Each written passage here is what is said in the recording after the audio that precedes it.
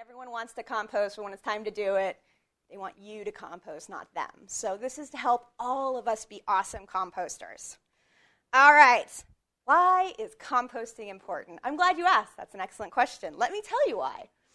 Reducing landfills. Can we just point out how gross that looks? Americans produce 250 million tons of trash. Tons, not pounds. Tons of trash in 1 year. So 1 year, we produce that much. And over half of it, like I think they put 58% of that, is compostable. And then you're looking at like 30-something% of that is recyclable. So really, almost all of this could be gone very easily if everyone just participated in composting and recycling. And then think how nice it'll be for the children.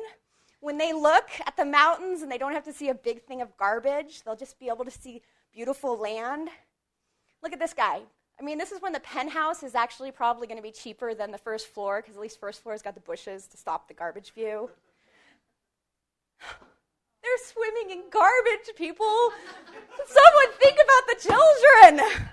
If you just, he doesn't know any better. You guys, that's bad. Okay, another reason why you should compost, not because of just the garbage, also because of what we're doing to climate change. No.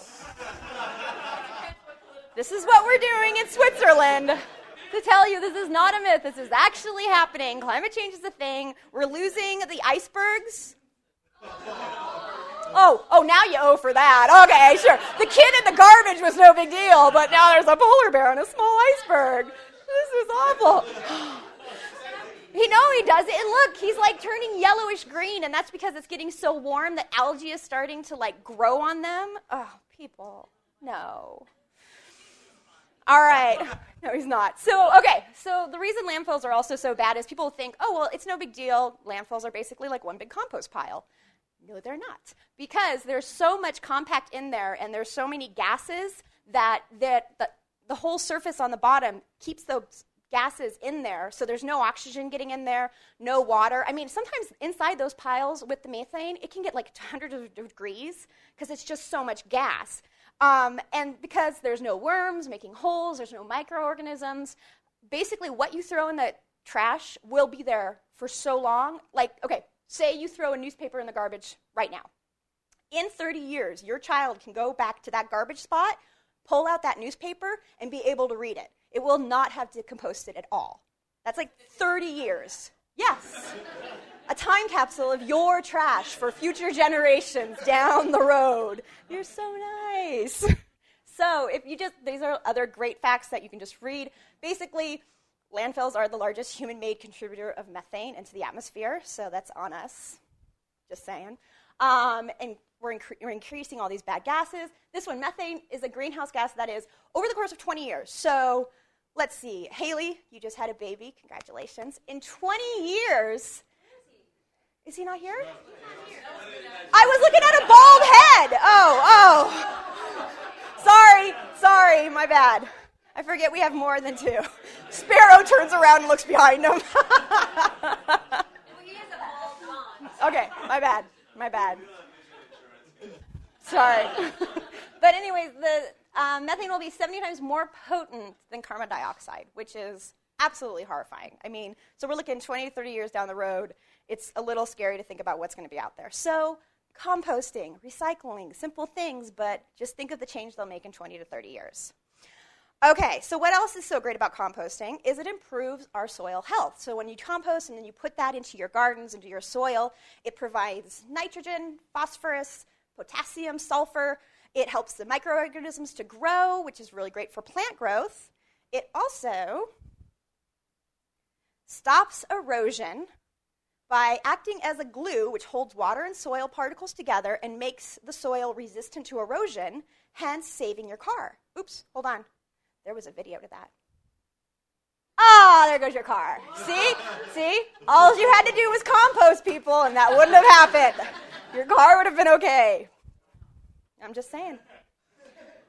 Okay, other great things. It encourages the growth of other bugs, earthworms, and microorganisms. Look, our mascot, the ladybug.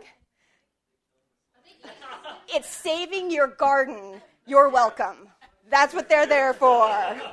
Also, when the bugs and the earthworms are in the soil, they make all sorts of room for water and air to come in, which helps all of that great moving of oxygen into the soil.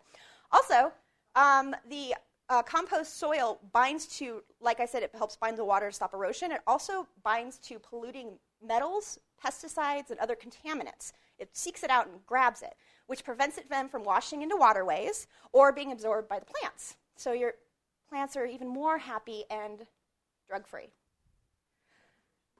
What should I compost? We've got a lot of why covered here. You understand now you're doing it for your children. You're saving the universe. But how? What am I going to compost to do this? Fruits and vegetables, including wine, or rinds. Not wine. Not wine. In fact, I will help you compost that. You just bring that to me. You don't need to do it. Rinds and gourds, even moldy and ugly vegetables and fruit. Compost bucket doesn't judge. It accepts all of your garbage. Thank you, 123RF, for allowing me to use this photo. Only because it had everything I wanted to talk about. We've got breads, donuts, crackers, pizza crusts, noodles. Anything made out of flour is compostable. Also grains, cooked or uncooked, rice, barley, you name it. Also eggs, which some of you may not have thought. So eggs can also go in there, not just the shells, the whole thing. All right, and then for our coffee and tea drinkers, coffee grounds, the filters, the tea bags, not the Kruger little coffee cup thingies. Sorry, those can't go in there. But we know a lot of you like to make the ground fresh pressed coffee. Your grounds can totally go into the compost pile. Cardboard, paper, as long as it doesn't have a plastic coating on it, your cardboard is usually a good sign. Also, a lot of times it'll have on the bottom a little recyclable sign, which you definitely know means it's compostable. So, okay, now the important stuff. What should you not compost? Meat, including meat waste, such as bones, fat, gristle, skin, anything like that. If we ever do lose Fishy, we're going to flush him because he is not compostable. Yeah, so, but he's been looking a little white lately, and that's not good for a goldfish. Okay, dairy products. Sorry, I know it turned bad. I'm sorry. Dairy products such as cheese, butter, cottage cheese, yogurt, cream cheese, sour cream, anything with cheese in the word, don't compost it. Yes, that's very good, Ben. Animal products. Way to pay attention. Okay, but now you're like, but why, Mona? I've got a plate of all this stuff. I just want to dump it in there. Why does it matter? It's because the imbalance that you create with those other nutrient-rich structures, they imbalance. There's a why. They imbalance the otherwise nutrient-rich structure of other food and vegetation waste. So it messes up our whole perfect breakdown that we have going on. Also, they attract rodents and scavenging animals. Do you want that in our office?